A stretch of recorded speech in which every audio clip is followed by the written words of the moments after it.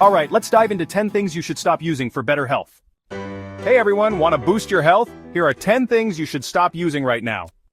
Number 1. Seed oils. These oils are high in omega-6 fatty acids and can promote inflammation. Switch to olive or avocado oil instead. Number 2. Chemical-laden personal care products. These can absorb into your skin. Choose natural and organic options for safer alternatives.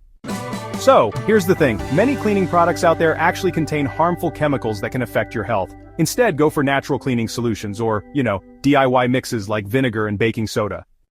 Some studies have linked aluminum in deodorants to health concerns. It's a good idea to try aluminum-free deodorants instead.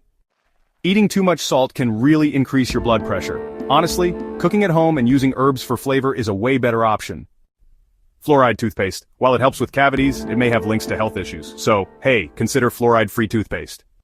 Excessive alcohol. Too much can harm your liver and mental health. Cut back for better wellness.